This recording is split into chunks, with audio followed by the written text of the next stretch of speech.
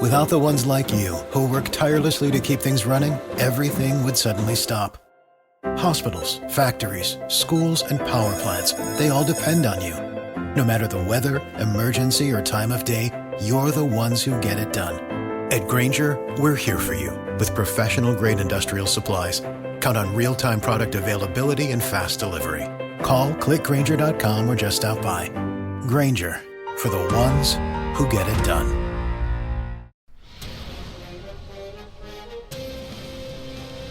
It's time for a Big Blue Kickoff Live. Nobody can ever tell you that you couldn't do it, because you did. On Giants.com. You know what I saw? New York Giant pride. And the Giants mobile app. 17-14 is the final. One touchdown, we are world champions. Believe it, and it will happen. Part of the Giants Podcast Network. Let's go out there like a bunch of crazy dogs. Have some fun. Hello, everybody, and welcome to another edition of Big Blue Kickoff Live, brought to you by Cadillac, the official luxury vehicle of the New York Football Giants. Happy Thursday, everybody. John Schmeelk, Matt Citak with you.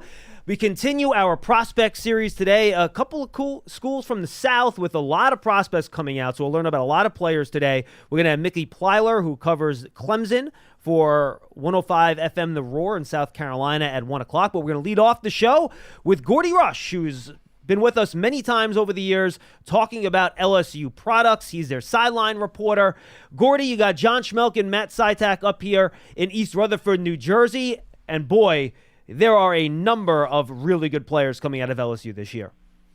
Yeah, well, I mean, anytime you put up, I think, historic numbers offensively, you have a Heisman Trophy winner. You have a guy arguably that should have won the Biletnikoff Award. Just some phenomenal talent this year in Baton Rouge. And, you know, ironically, it was a down year for LSU defensively that traditionally has had a lot of good defenses. True. I think that was a good thing for the offense because we had some Big 12 scores this year in the SEC. And you know what? They had to in order to stay in some of those games. And let's start with that guy that you thought should have been the Biletnikoff winner this year. And by the way, no shame in it. There were a lot of really good wide receivers in college football this year. And that's Malik Neighbors, a name that has been connected to the New York Giants a ton with the 6th overall pick. I'm going to get right to the off-the-field stuff first here, Gordy, because, and I want to be clear, I have not heard this about Malik Neighbors, but it's a question that I'm going to have just because of the position. And the Giants have had some experience with LSU wide receivers and Odell Beckham Jr. Is Malik Neighbors a quote-unquote diva wide receiver, or is he more of your blue-collar type that, frankly, we've seen more of enter the league over the last couple of years? No, he's a blue-collar kid. No, he's a blue-collar kid from the part of the state that Neighbors is from. Not knocking Odell. Odell was from Isidore Newman High School in uptown New Orleans, where the Mannings went, and a little bit different atmosphere. And I know Odell, even at LSU, Odell kind of personality evolved after he left LSU, but not Neighbors. Neighbors he's a blue collar kid. He works hard. Had a phenomenal pro day. Came in with a very talented receiver class with Keishon Boutte, who was with the Patriots last year, and really the last 2 years I think has really evolved nicely, and just had a phenomenal season this year. I think when Boutte left last year, and they were able to move Neighbors around, and they were able to put him in the slot and get it in some matchup situations. He played multiple spots this year. He really did excel.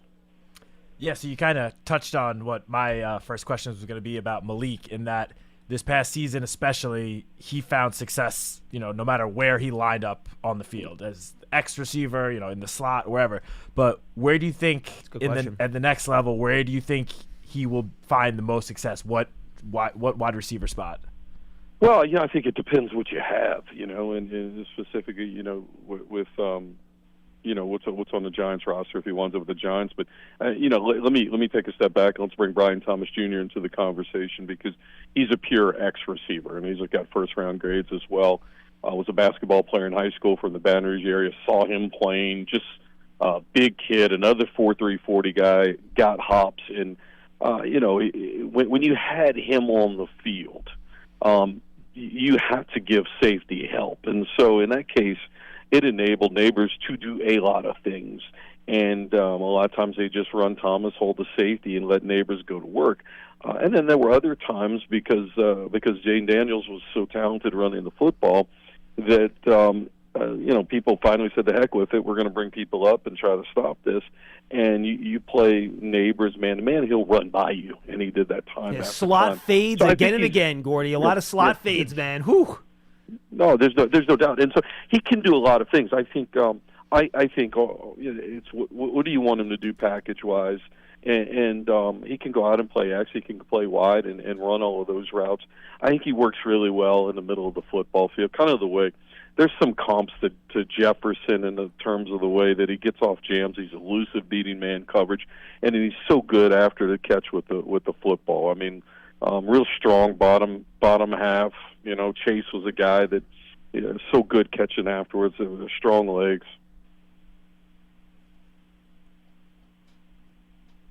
Gordy, did we lose you? I'm here. Yeah, I'm sorry. I thought we lost you there for a second. All right. Yeah, absolutely. Just fantastic. And I love Malik Neighbors, by the way. He's my number 2 wide receiver, a hair below Marvin Harrison Jr. So this is me trying to poke holes is the wrong word, but understanding what some of the potential weaknesses are. The 2 things that I saw on tape was maybe a little bit too much of a body catcher from time to time, and then maybe some of the nuances of route running. So I guess my question would be, A, do you think that's correct? And B, how much room do you think he still has to improve? How raw is he, and how much of a finished product do you think Neighbors is? I think he'll continue to get better. I mean, he got a lot of balls with that. I'm not as, everybody gets better with route running when they get to the league. You got to go back 2 years with this offense. I mean, they were with the transfer quarterback, first-time coordinator. It took Jaden. Jaden made a lot of progression. I'm sure we may talk about Jaden at some point.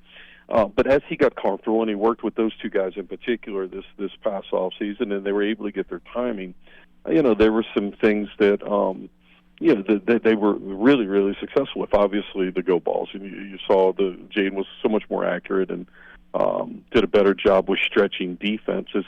What I love about Neighbors is he understands how to get off the line of scrimmage. He understands how to beat man coverage.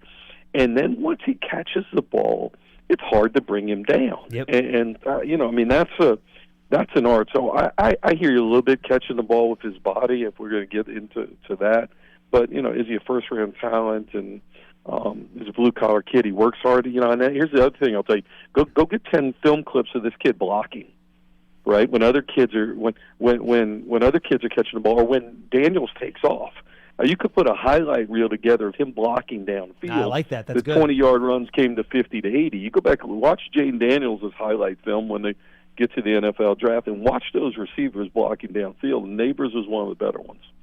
You actually just took, but I was going to ask my next question, how is he as a run blocker? So instead, a lot of mock drafts that have the Giants picking a wide receiver in the first round at 6 overall, somewhat split between Malik Neighbors and Rome Odunze.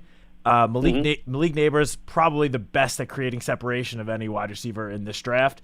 Rome Odunze, one of his best qualities is his ability to catch the contested balls. So how is Malik Neighbors in that category, in the contested passes?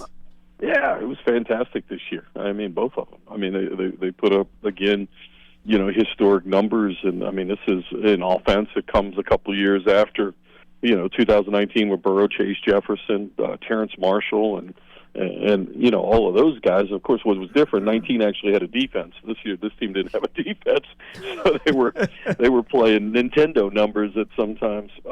But I think he's fantastic catching contested balls. He plays bigger. He plays more physical, I think, than probably when you look at him on the scale. All right, I want to touch on Brian Thomas Jr. real quick because you mentioned, and then I'll let Matt hit Jaden Daniels here as our next topic. Watching Brian Thomas Jr., the size, the speed, I think for a kid that's that big, I think his side-to-side quickness is actually pretty good too.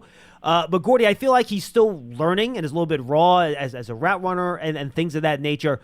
Give me a feel for how Brian Thomas has come along as a wide receiver and where you think his biggest areas of growth still are as he heads into the NFL. Well, I think this was a basketball power forward that was a star. in high school that is unbelievable in 50-50 balls. You see the 4.3, what he ran up in Indianapolis. With the basketball, he obviously is got tremendous jumps. And, you know, I think some of it is, can he get better at route running and running, all that stuff? Absolutely. But, you know, at LSU, they ran a lot of 11 personnel. They had him at the X. You wanted him as wide as possible because you wanted to stretch the football field. And you didn't, I don't think they asked that much out of him. You know, right. I mean, he was able to run the comeback. He was able to run the go. He, you know, you go time after time. He's such a big kid and physical. He was able to get separation on the quick post plan that they did. But I think because of the nature of what LSU's offense was, that's what they asked him to do. So sure, he could get better at route running, but he's a first-round talent. I mean, the kid that big with that sort of ups that can run like that can get out and play an X for you for quite some time. Now moving over to Jayden Daniels. He obviously has good height. You know, I think you measured it at 6'3" at the LSU Pro Day. Little lean, though, 210 pounds. Mm-hmm. And I know throughout his collegiate career, he didn't really miss much time or any time due to injury. But considering his rushing abilities, how much success he has running the ball, and how much he enjoys doing it, do you think durability is at all a concern for him at the next level? Like, does he need to get any better at maybe sliding before taking those big hits? Let me tell you, if I went to after watching him play his first game against Florida State and LSU lost in the Superdome 2 years ago, and if I had to go make a prop bet, I would have bet, you know, the odds of him completing an SEC season, playing the way that he did, fearless and not sliding and all the above. I would have lost money. I mean, I was like, get killed in this conference. And I thought this year with Logan Diggs, and they had better running backs, a more experienced offensive line, that he would run less, and I was dead wrong. And you know, I think that just the offense, the way that it evolved, and this past year, it was brilliant. The way they did that. I saw Steve McNair play at Alcorn State in Baton Rouge against Southern. You know, I saw a lot of film on Lamar Jackson. LSU played him at Louisville in the bowl game, and it's 17. Look, it's 17 games in the NFL. You guys know as well as I do. If you're going to tuck the ball, and that's a part of what you do, yeah, durability absolutely is going to be a question. You know, but saying that, Joe Burrow doesn't run the ball at all, and he's been knocked out twice. So I mean, I think it just comes with the position a little bit. But yeah, it is a question. The flip side of it is, I don't know that I've seen a quarterback make so much progress from that first game against Florida State, where there were times he looked lost. He was looking at one receiver and he just took off, to having complete control of the whole football game, knowing absolutely what he was seeing. And the fact that they had Thomas and Neighbors, most teams had to play too high. I didn't want either of those guys running by. And when they backed off and played, whether it was zone or played two-man, then Jayden was able to recognize it, and he was able to run for whatever yards he ran. And so high quarterback intel, he's much better throwing the football. Accuracy was better. Arm strength was better. You know, that becomes the question, I think, anytime the NFL's evolved. And, you know, how do you feel about going 17 games wherever you're going to play, and your quarterback's going to probably run 10 times during the course of a game? Absolutely. One other aspect of Daniels' games I want to ask you about, and I think he's a top 10 worthy pick. He had a great year. Very accurate thrower of the football, especially down the field. I wonder what you saw, Gordy, as he adjusted to the offense and, to your point, really learned how to play the quarterback position. How is he in terms of targeting the middle of the field? Because I feel like a lot of his production came on those deep perimeter throws that we talked about, on those slot fades to Neighbors, a lot of that X stuff going out there to Brian Thomas. But I feel like a really critical factor in being a good NFL quarterback is being able to make those tight window, middle of the field type of throws. Yeah. What did you see in that aspect from Jayden over the course of the year? Well, I thought his mechanics got better, and keep in mind that was the first time I think in his career he was with the same offensive coordinator and Mike Denbrock, and same offense, had understanding, worked with the same people. Spent some time out in California last summer with some of the gurus out there, and he looked better in spring, and you saw his footwork was better, and just the accuracy was really, really sharp. I think for him, he was running for his life at Arizona State. The fact that he got better protection, he had understanding of what he was going to do, and the anxiety level went down, and he just sat and stayed with it and was able to stay with the progressions and just had a better pre-snap idea of what's going on. I'm going to look at 1 here. If this isn't open, I'm going to 2. If 2 is covered, that probably means I can run. And he took off running the football.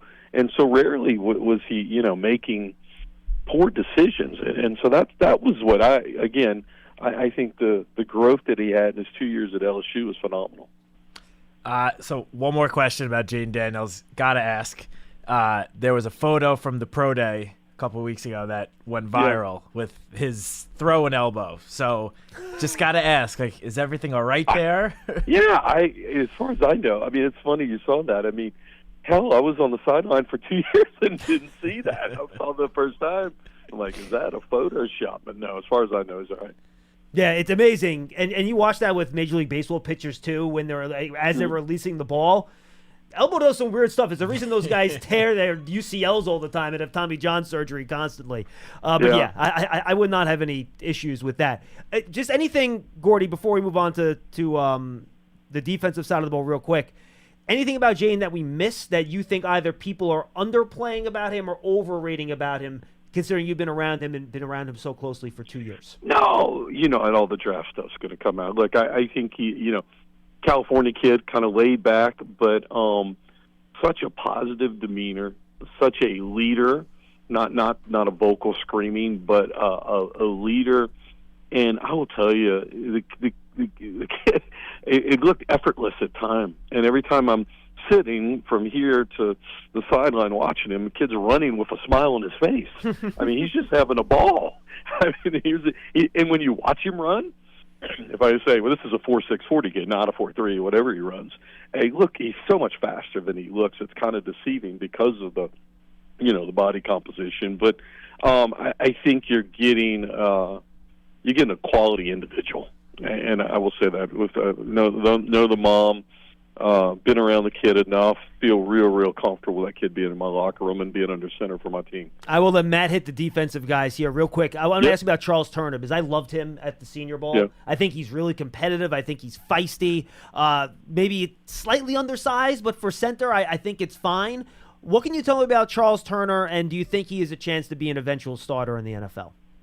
Yeah, I think that he came from IMG and he was undersized coming in. I think he was 240 when LSU signed him. Wow. He had the frame and gradually put on weight and improved each and every year. A very good athlete down there. And keep in mind, 2 years ago, they had 2 true freshmen that started. They took a kid from Florida International that started, I think, 2 transfers and at center, and it was a makeshift line. They threw them together and they took their lumps with Daniels, and they got better, right, as the season went along. And so, I think that, that still becomes the how much bigger and more explosive in strength does he need to put on to be successful in the NFL.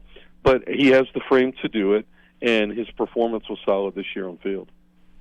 Just real quick, you touched on how Jayden Daniels, how great of a person he is. Just want a quick note for anyone that wants to know a little bit more about Jayden Daniels. He had an article in the Players Tribune that came out last night, pretty much showing just how great of a person he is off the field. Oh, didn't read that yet. So just want to say I highly recommend giving that a read. It'll give you some insight into the off-the-field stuff of Jayden Daniels. So moving on to the defense. There are 3 guys in particular that seem to be the LSU guys that are going to be drafted on the defensive side of the ball, all defensive linemen. We have Mason Smith, Mekhi Wingo, Jordan Jefferson. So we'll start with Mason Smith. How concerning do you think his injury history is? I know I believe it's the last 2 seasons he's had, or 2022 and 2021, or 2022 and last year he had season-ending injuries. 2021 he was a freshman All-American. So just how concerning is his injury history, do you think? Well, it's concerning. He hadn't played a whole lot of football, and this was arguably the best defensive line prospect in the state coming to senior year. He's down from the Bayou south of New Orleans and familiar with, obviously, his career. We walked on the field. He looks 6'7".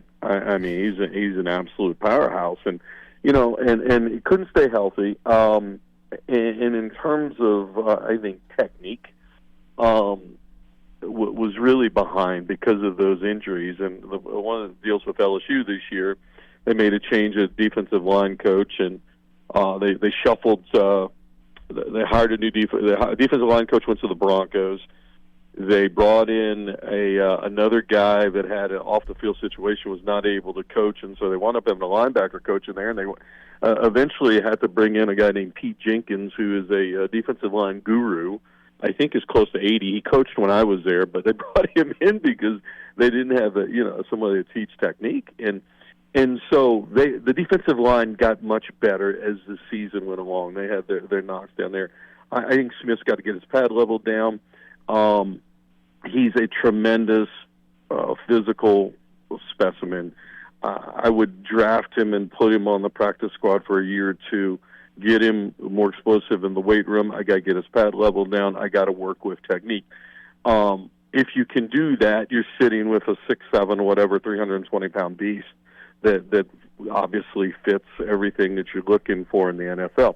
I think that's what he needs. A lot of people, and I think it would have been wiser for him to come back to school and get to play a little bit more and play some more ball and work on his technique. And so I think that's kind of, to me, he needs a redshirt year in the NFL to work on those things. Yeah, and honestly, I think to your point, Mason Smith, you see him at the combine, and you're like, he's got shoulders up to his ears. The guy just looks like he was built to play football.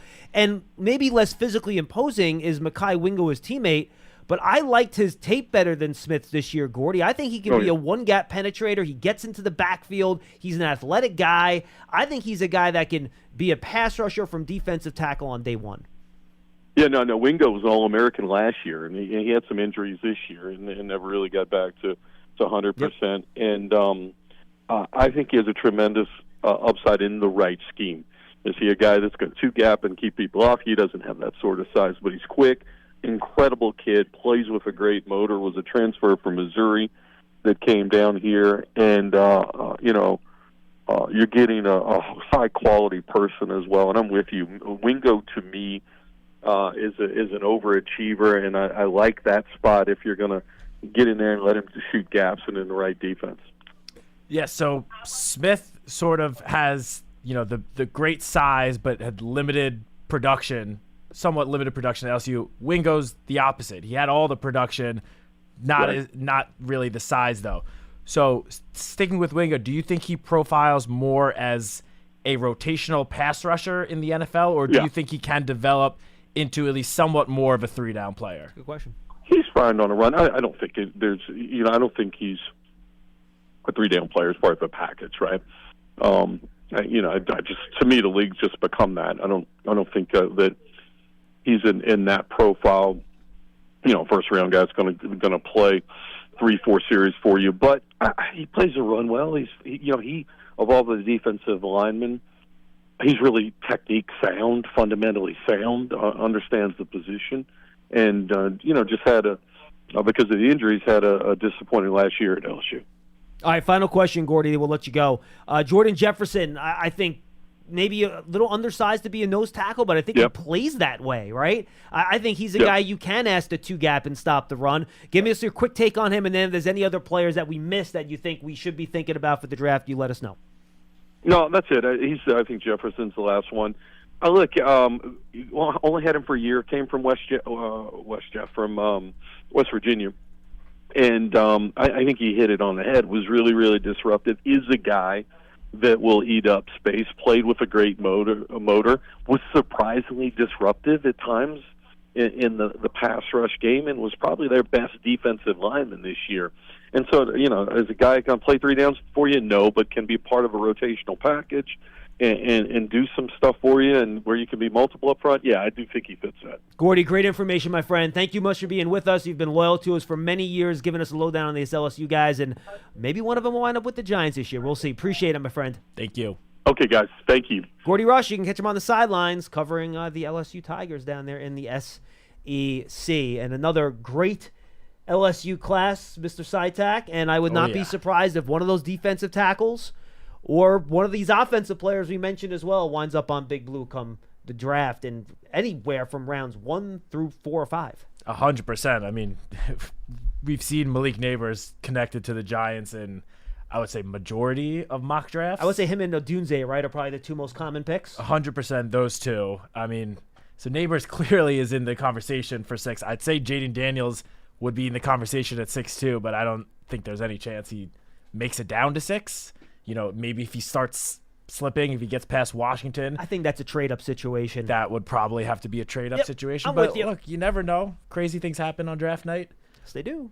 And Brian Thomas Jr., if there's the situation in which the Giants trade down from 6 and, let's just say, for example, with the Vikings and get 11 and 23, something like that, Brian Thomas Jr. could definitely be in consideration for the 11th pick. I mean, he's probably widely considered the 4th best receiver. Not sure he will be for me at the end, but yes, most people have him as the consensus for. That's correct. And yeah, that's a consensus. You're right. And you mentioned these defensive tackles. I mean, I personally still think that's a position that the Giants need to address at some point, whether it's later in the draft, day 2, day 3, or in free agency. Who knows? But if they decide to wait until potentially like day 3, early parts of day 3, I could see them, as you said, taking one of these defensive tackles from LSU.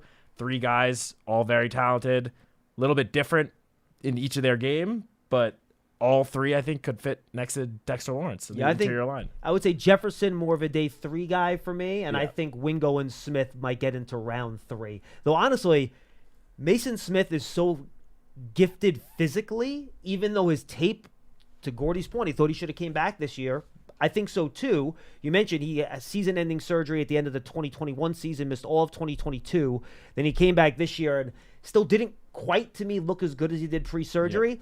A team might just say, look at the traits on this dude. Like, he's massive, he can move, and they might end up using a late round 2 pick on him. It wouldn't shock me. Yeah, I mean, Daniel Jeremiah is one of the top draft analysts, in the business. Was he in his top 50? Yesterday, he just came out with his new top 50 yesterday. He was already number 50, and he moved up to, I think, 49 or 48. There you go. So if you want to go by what Jeremiah thinks he could be a round 2 pick even.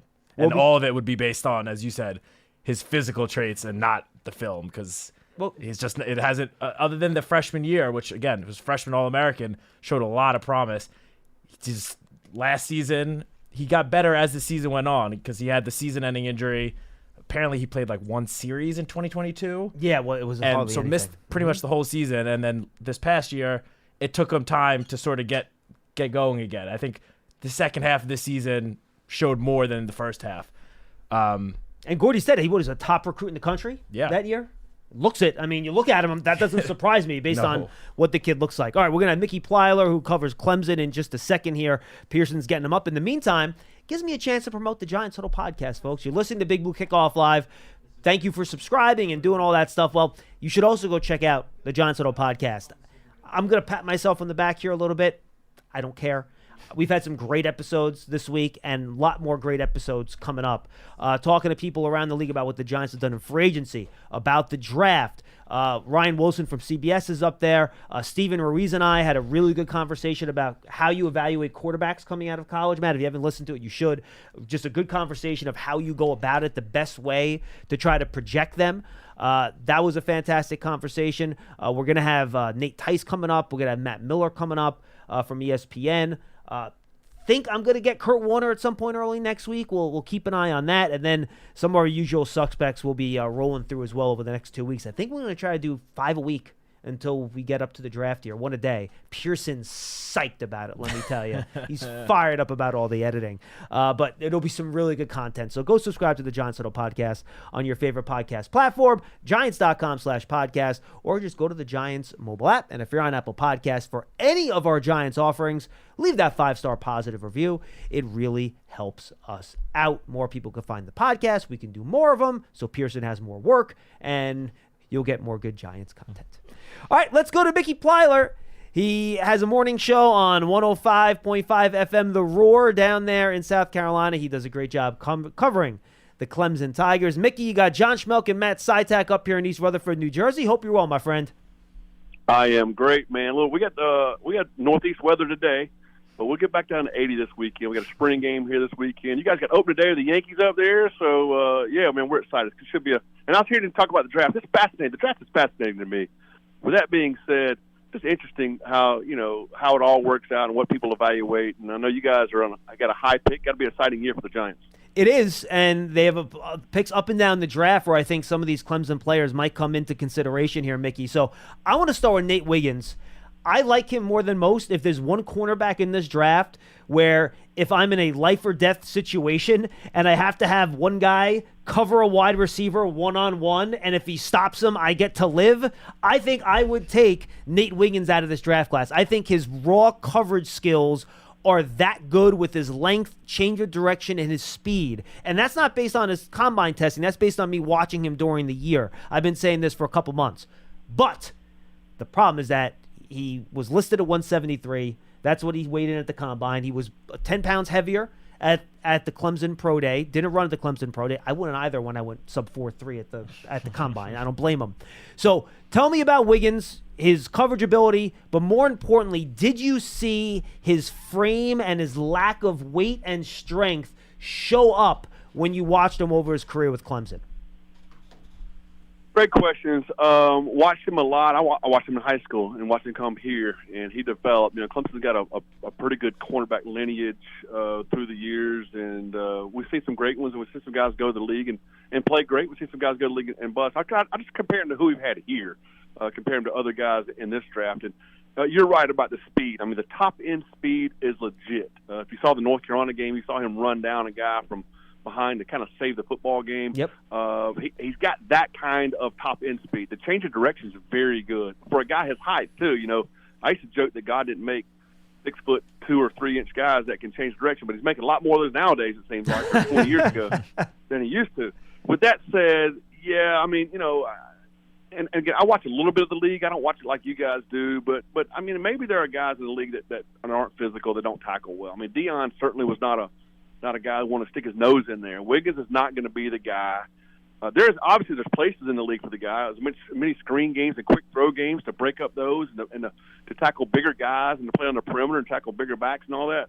There's a place for that. If that's what you're looking for, that's not Wiggins. If you're looking for a cover guy that can shut down, like I said, great length, like you said, great change of directions, that's your guy.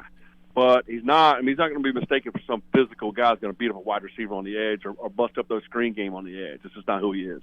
Yeah, so looking at his size, his athleticism, and his production while at Clemson, honestly, it feels like Nate Wiggins should be, ranked a lot higher, at least in the media, than he currently is.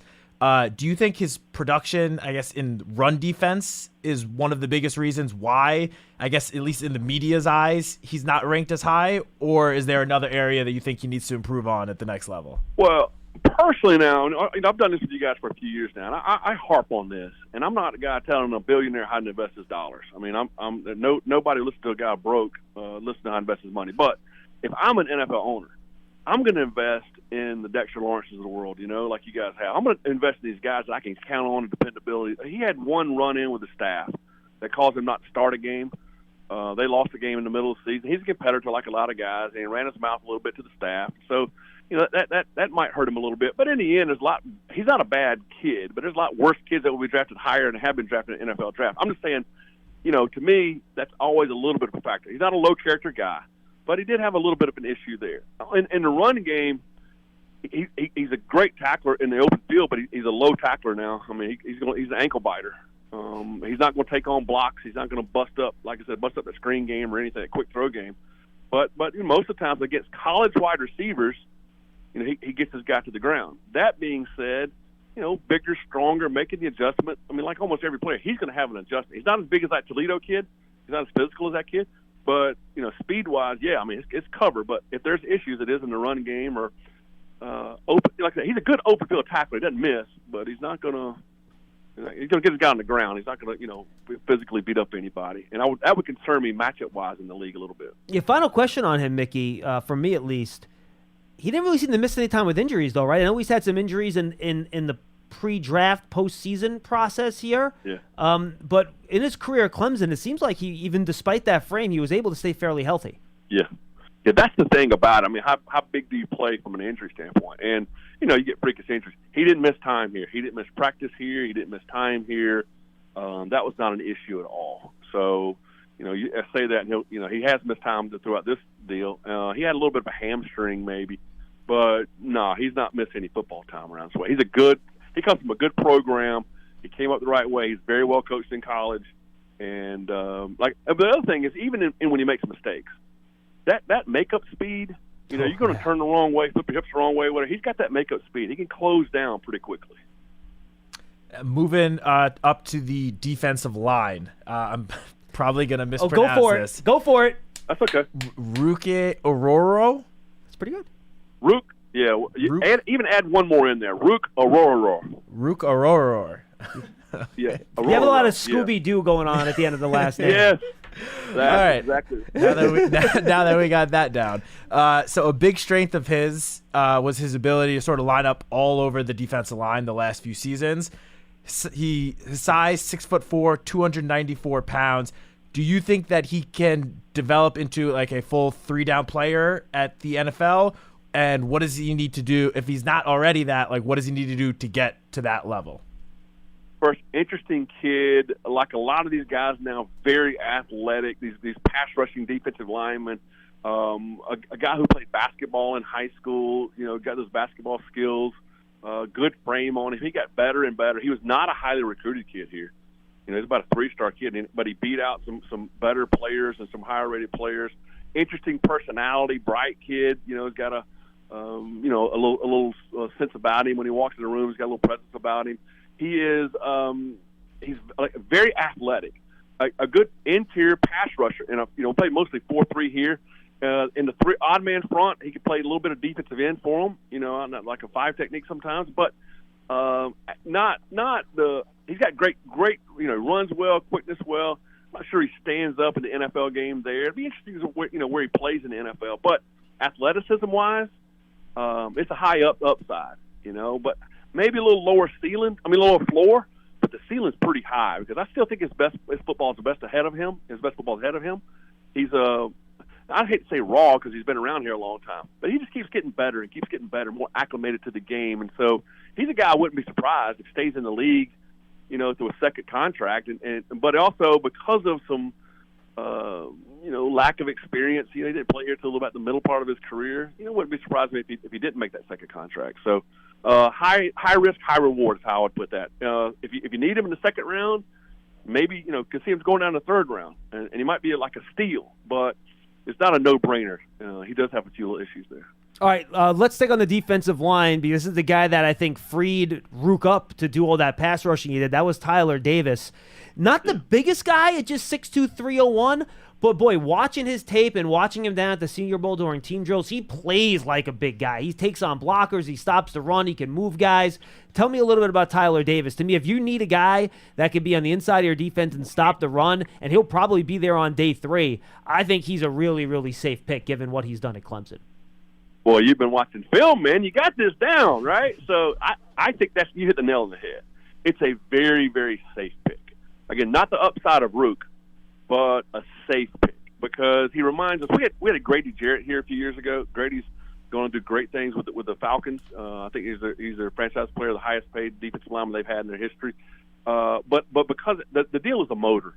I mean, like you said, not very tall, not very big, but and a little bit like a soft body. Like it doesn't look all that impressive, but he makes plays and he plays sideline to sideline. You see, so rare to see an interior guy go out and run down a screen play, run down a quick throw play. A pretty good pass rusher, not as good a pass rusher as Rook.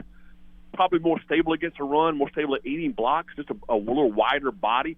Rook's more of a slender, taller, leaner looking thing, and Tyler's more of a two gap, two gap technique guy. He's a guy that's gonna make some team really happy. He's gonna play in the league a long time. Not sure he'll ever be a Pro Bowler by any stretch, but a guy is just going to be very consistent. And part of that's just the work ethic. He's natural with his hands and does some things, but what he's not natural at, he's just a really hard worker and a very safe pick. Sticking with the defense, I want to talk about Jeremiah Trotter Jr. Obviously comes from some pretty strong bloodlines with his father playing almost 11-year career, almost all of which was in the NFC East against the Giants. So Jeremiah Trotter Jr. had a ton of production at Clemson despite his lack of size and length. How do you think he makes up for his physical shortcomings? And is it all his high football IQ, or what exactly is it? Well, you've hit that nail on the head, too, because his high football IQ grew up. Now, his dad was awesome with him.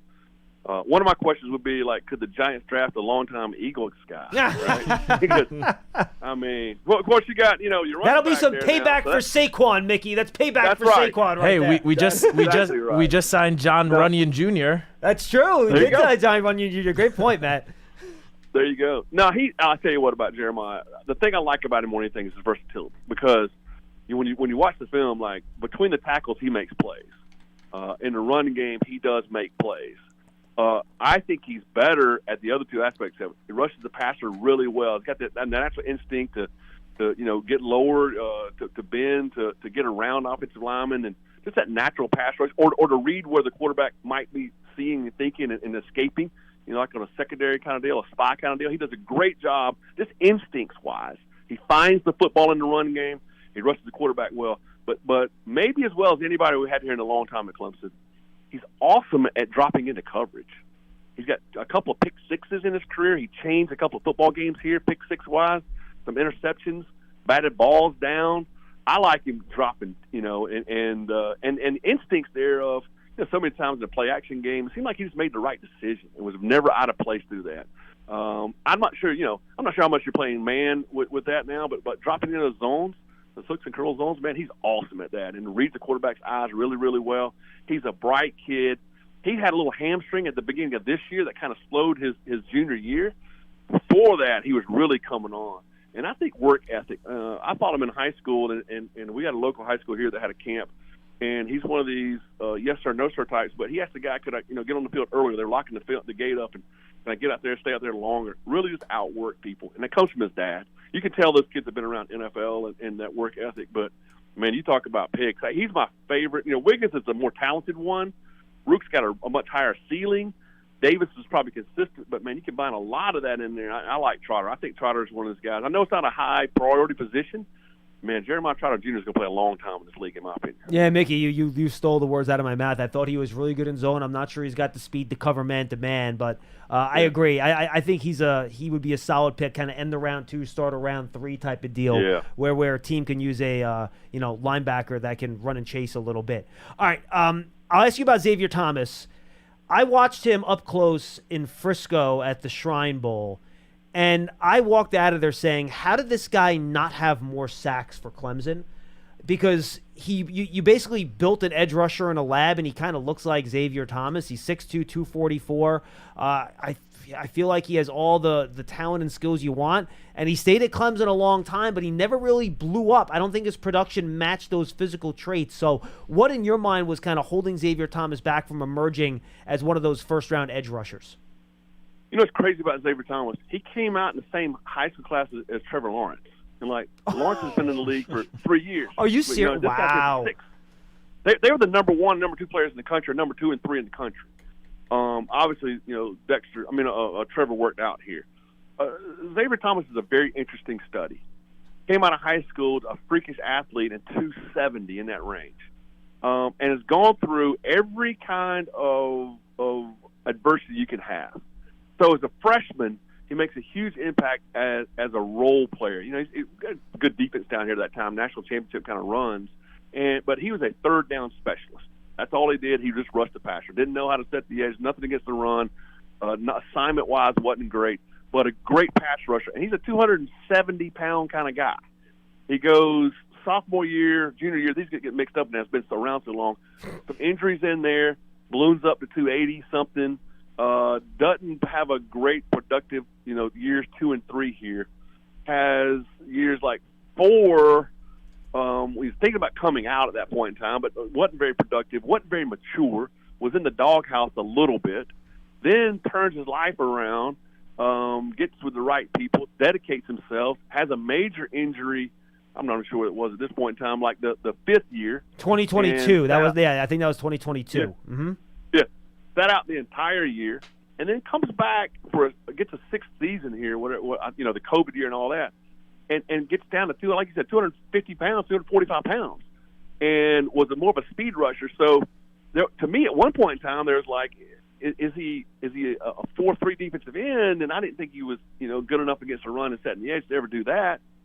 and I thought he was too big to play outside. Well, he drops all that weight. Now, as an outside linebacker, pass rusher, he can certainly do that. He's not been asked to cover. He's always had a hand on the ground here. He's not been asked to cover anybody. I'm not sure how if he can do that or not. But that edge rusher, it's a good body now, man. He's always had a great body, but his body's changed so much. But I think more than anything else, he became a man here.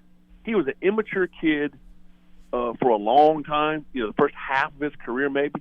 But he's 20. That's another thing is the age part of it. But he just matured. He's a man now, and he's a reliable kind of person now. He's gonna be successful.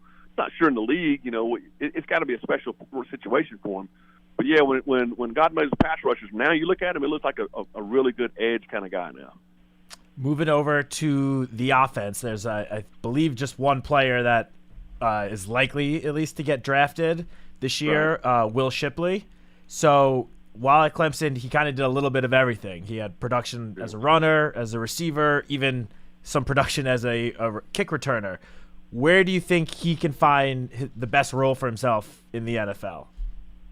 What's interesting, like the new kickoff rules, and you guys might, I'll ask you a question first. Yeah. What kind of body is going to be a kickoff return guy with a new kickoff rule? Yeah, it's a great question. We actually been asking that question, Mickey, and I think it's going to be different from team to team. I think NFL teams are still figuring it out. Yeah. If it is a running back guy, I mean, he's not a sub 4.4 guy. He's got good speed, good top end speed. The acceleration's not off the charts or anything, but it's a physical, sturdy kind of guy. The only other thing I would say, top end speed. Now, let me tell you a quick story if you guys have time. Yeah, please. Great friend of mine was a longtime coach. He played here, Whitey Jordan. He coached at SMU. Get this. He coached Eric Dickerson and Craig James at SMU. And then went to the University of Florida, and he coached Emmitt Smith at the University of Florida. So he knows running back. They're okay. They're fine. They're okay. Yeah. When Emmitt came out, the NFL scouts told him, several of the guys, we don't, Emmitt wasn't highly thought of in that first round, in that area, back into that first round. But he said the scouts would tell him, we're not sure Emmitt can take it 80 yards. And he said, sure he can, 20, 20, 20, and 20. And he went on to become the all-time leading rusher in the league, right? So, and I'm not sure how many times guys will take 80 yards in the league anymore. Nobody misses enough tackles there. So I'm interested in Shipley. He's a 4.0 kid here. He never made a B here. He's a tremendously hard worker. They try to compare him to Christian McCaffrey in some ways, and I get some of that. He catches the football well out of the backfield. Sticks his nose up in their blocks a little bit, breaks tackles, tough, a good short yardage guy. He's strong between the tackles, good lower body, good lean. He's got all that stuff in there. Had some fumble issues here, and that was a major issue for him. And not a guy, he's not going to make a whole lot of NFL guys miss. Didn't make a whole lot of college guys miss. But he did break some tackles.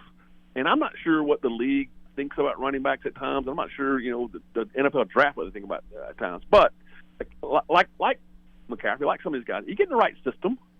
I think you can play in the league, a while. I'm not sure you can be an every down back or a feature back in the league, but worth a draft pick in that, fourth round kind of thing. Wouldn't surprise me at all if he stayed in the league a while. But a very interesting prospect. I got to be honest with you. I loved Will Shipley, and not enough people are talking about him, in my opinion, because he's been hurt in the post-draft process. He hasn't done anything at the Combine. I don't think he did anything at Clemson Pro Day, if I'm not mistaken. I have to go back and check those numbers if he did or not. But I feel like he's been lost in the shuffle here because I went back and I watched him, and he can do everything. He's shifty in the hole. He's got a low center of gravity. He can break tackles. To your point, he's going to stick his nose in there.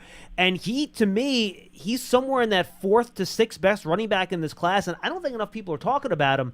I think he can step into the league day one, be a 15-touch-a-game type of guy. I do wonder about, I think he's 206. So I wonder about his ability to kind of take that pounding in terms of being an every down back.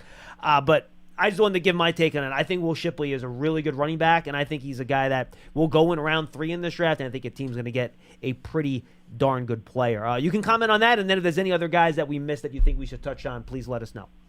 Well, a couple things. Right. And pretty good vision, too. Yeah. Clemson does not have – they're not known for an offensive line yet. I think that's coming here pretty soon. I got a question about offensive line guys in a second. But so, that's one thing. But short yardage, like really good there. Making a guy miss in the hole and some shiftiness in the hole like that. And it, got a bunch of – he turned, I tell you, back to me, the value in the college game at least is can you turn nothing into 2 or 2 into 4, 4 into 8 kind of a thing. He turned a lot of 4-yard runs into 8-yard runs. Yeah, I'm with you. And you know, the guy who now, to me, there's a value in that. And so, yeah, in the right system, and like I said, a good kid, you want to invest in that. I might, you know, I know there's some bad guys in the league, and I know there's a lot of bad guys that came out of college that went in the league and you know, transformed themselves that way. But you're not going to worry about work ethic, showing up, being, you know, healthy. Now, again, he's a lot like Wiggins a little bit, or that hadn't had any health issues here at all. He did have a health issue on the very last play of a kickoff return. He's a good kickoff returning guy, but he's not great top-end speed, but, you know, some burst and some vision, some short area quickness got him through some of that. And, I think it'd be interesting to see, can he get it in the wide receiver game, in the throw game a little bit, in the short yardage game a little bit, you know, get him in space a little bit, McCaffrey-type stuff, not the NFL MVP, but, you know, a guy that can play a role for you, I feel like. Hey, speaking of running backs, Clemson has a commitment from a high school junior, Brandon Jacobs' son. And we joked on our show. He said he's living in Atlanta. We joked on our show that the kid's 6'7" and like 310. And I still said smaller than the running back for the Giants, his dad, all those years. Man, had some great memories there. I'm sure he's got to be well thought of. Like, he's one of the, top 5 or so backs in Giant history, maybe? I would say Jacobs top 10 for sure. Yeah, I think he's all-time leading rushing touchdowns in Giants history. Yep. Yes, but by the way, not a surprise, Mickey, that his son is gigantic because his father also gigantic. Oh, big guy. Hey, the other thing is, what is Isaiah Simmons? Are they going to sign him? I know they had him last year. Did they have plans? Does he have a future with the Giants? Yeah, good question. Still a free agent. Shane Bowen is the new defensive coordinator. He was kind of a wink guy, so I don't know what this new defensive staff thinks of him. So right now he's still out there. That might be a deal where you see what you get in the draft, and then you decide whether or not you want to add him back, depending on what your depth chart looks like. Hey, you got that's what the draft is to me. Like Isaiah Simmons, if I'm a GM, Isaiah Simmons is the guy that's going to drive you crazy because there's so much to like, and then there's so many questions that you have. And man, I'm going to invest that very valuable pick and a lot of money in a guy that has all kinds of questions, but the upside is so high, man. And you know, how many guys have you seen that you had that and they turned out to be great? Mickey, you remember this. We talked to you about Isaiah Simmons. We were talking about him as the Giants' potential pick at 6 that year. It was the year they drafted Andrew Thomas. And we were trying to, all right, well, is he a safety? Is he a linebacker? What can he do? And the answer is that no one's still figured out where you're going to stick him on a play-in, play-out basis, which has kind of been the problem. Yeah, it's jack of all trades but a master of none, and he just doesn't have a specialty, in there. If you remember on this segment, I can remember it well, that I told you about Dexter Lawrence, man. Like, if you guys get a chance, he's just that guy. He's got that personality. He's got that work. He's got that body, that freakish athletic ability. And I think I'm right because I don't watch you guys every week. But I think you're right, and he's still in good standing there with everybody still like him there. Oh, great dude. We love Dex. They just signed him to the monster extension that I think kicks in this year, actually. Right. So, he's going to be here for the long time. He might be the best player on the team, to be quite honest with you. It's either him or Andrew Thomas, right? But Dex has been healthy more often, so I think you got to give the nod to Dex. Back-to-back All-Pro. Yep. So can't go wrong. You guys are doing wide receiver, maybe. Yep. What's the need? Wide receivers? I would say wide receiver is in the mix there. Quarterback, depending on what they think of the class. That's an option. You can never go wrong with offensive line, I suppose. I would say those would be the three major positions that I think if they stick at 6, that they would be interested in. Yeah, that's an interesting spot, man, and a valued spot. Trading up or trading down, and some. I don't know what the rest of your picks. I think you got like one per round, like you haven't stockpiled or anything. But you got to of the teams, and again, I don't follow it closely yet. I'll get into it the next week or two. But you guys are in a great, and at least an intriguing spot. Your show should be great here for the next few weeks, and what else going on with it. Mickey, well, you're one of the ones making these shows great. We appreciate the time, my friend. Anyone else from Clemson that we missed, by the way, or do you think we hit everybody? I think you hit everybody draftability-wise. Got it. And, and where the program is right now. Mostly defensive guys. But I think you've got, in your evaluation of it, I think you guys have a great handle on who those guys are. And again, like, it's always such a big jump for everybody. And I'm never surprised by anybody. To me, there are no can't misses, and there are no guys that I don't totally believe in. Like, it's amazing the process of all that money, all that time spent on it, and you still make mistakes at it both ways, right? Guys you passed on, or that's just fascinating to me that you got all that study, all that film, all the medical records, all the psychological stuff going on, and you still make mistakes. It's how difficult it really is. One of the toughest things in the world to do, man. Predicting, it really is. Predicting what kind of football player these 19-year-old kids are going to be when coming out of school. It's really hard. Question for you on Clemson, Mickey, real quick. Have you guys found a quarterback yet? Great defense, but you guys have just struggled scoring points the last couple of years. I joke about our quarterback now. He's a great kid, first of all. He was a true sophomore last year. When he's good, he's really good. Cade Klubnik, he's from Texas. He played a big program there. And the surprising part, like with Trevor Lawrence and with Deshaun Watson, they were high-profile kids that came from great programs. This kid's a high-profile kid, came from a great program as well. So first, going back, DJ Uiagalelei just didn't work here. Yeah. It was partly his fault, partly the staff's fault. It just wasn't the right fit. He panicked. He really started seeing ghosts, and you've seen it before. Like, it just didn't go very well. On the Klubnik kid, I keep joking around. He's like a Labrador puppy, man.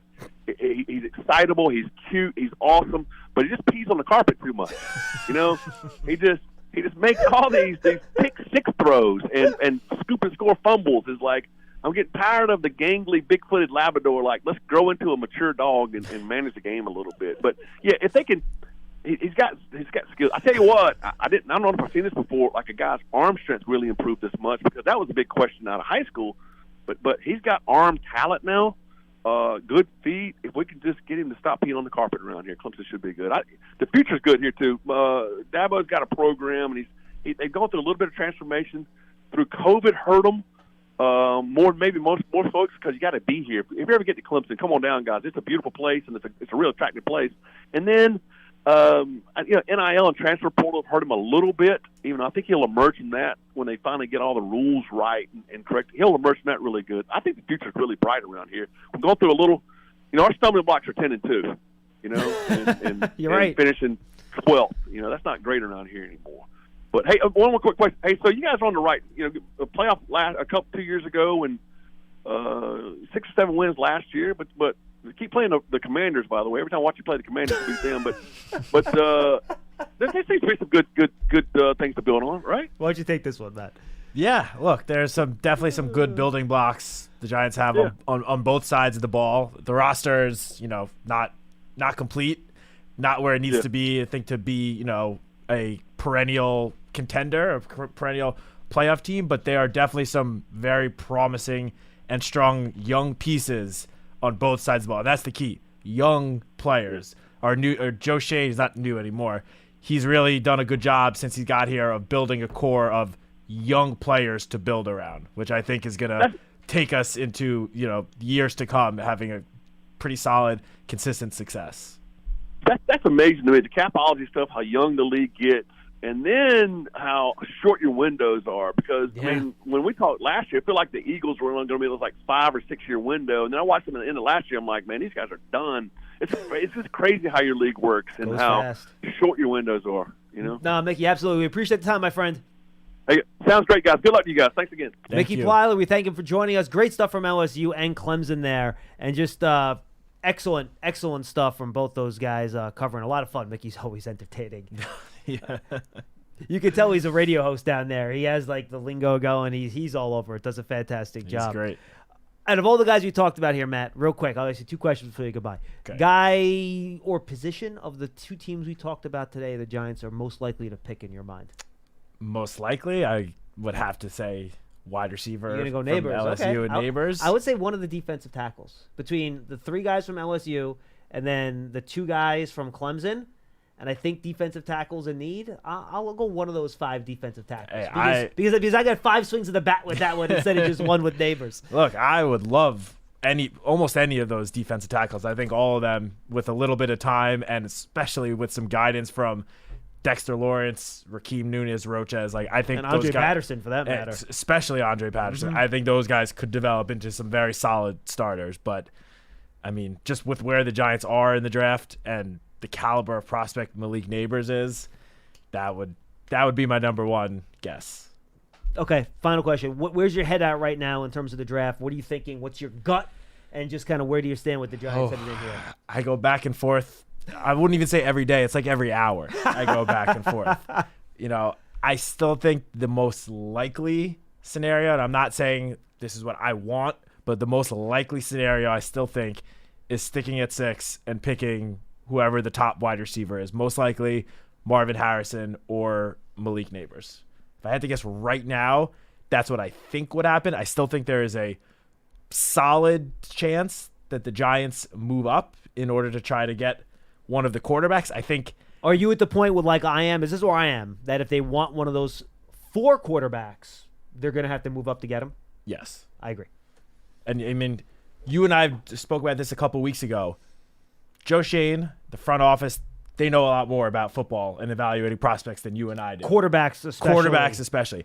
If there is a guy that they are in love with at the quarterback position, and he is there at, pick 3 or pick 4, and those 2 teams are willing to pick up the phone and talk trade. Which might not happen, by the way, but might not. If. That's why I said if, because, the Patriots could easily just be like, you know what, we're sticking at 3 and we're taking the quarterback we want. That's what I would do if I were them. Yeah, because they're at the very beginning of a rebuild now. So for all those fans that are saying, draft a quarterback no matter what, we need a quarterback, like, it may not be possible. You don't want to take a quarterback just for the sake of taking a quarterback, because that could set you back a couple years. Especially if you're trading one next year, a day 2 pick this year, and then all of a sudden you can't build around that quarterback. 100%. But with that said, if, at 3 or 4, the quarterback that the front office is absolutely in love with is there, I am all for trading whatever you need to trade to move up and get that guy. Agreed.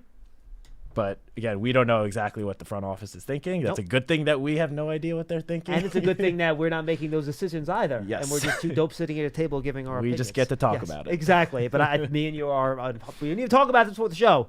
We are 1,000% on the same page right there. Matt, good stuff, my friend. Thank you. And he back at you. And he mentioned mock drafts and stuff like that. Well, draft season, the most recent episode is up. We did a mock draft. Marvin Harrison Jr. fell to the Giants at 5, by the way. You had 4 quarterbacks, 1 through 4. Chargers took Joe Alt. And by the way, that's not impossible. No. Like, it's not something that's out of the question. So go check that out on Draft Season, our podcast. You can find it at Giants.com, Giants mobile app, Giants.com/podcast. And, of course, I haven't did this in a while, so I should do it. Giants TV is the Giants streaming video mobile television app. You can find all our video content and stuff like that. It's for free. Amazon TV, Roku, all those different things. Check it out. Again, Giants TV, all the original video content, all that stuff. And if you want Giant tickets, season tickets, whatever you're looking for, go to Giants.com/tickets. You can take your fan to the next level with a season ticket membership. Stay connected to the club all year round. Memberships are now available for the 2024 season. Learn more all about the exclusive member benefits. Giants.com/tickets. For Matt Citak, I'm John Schmeelk. We'll see you next time, everybody. Without the ones like you, who work tirelessly to keep things running, everything would suddenly stop. Hospitals, factories, schools, and power plants, they all depend on you. No matter the weather, emergency, or time of day, you're the ones who get it done. At Grainger, we're here for you with professional-grade industrial supplies. Count on real-time product availability and fast delivery. Call, click Grainger.com, or just stop by. Grainger, for the ones who get it done.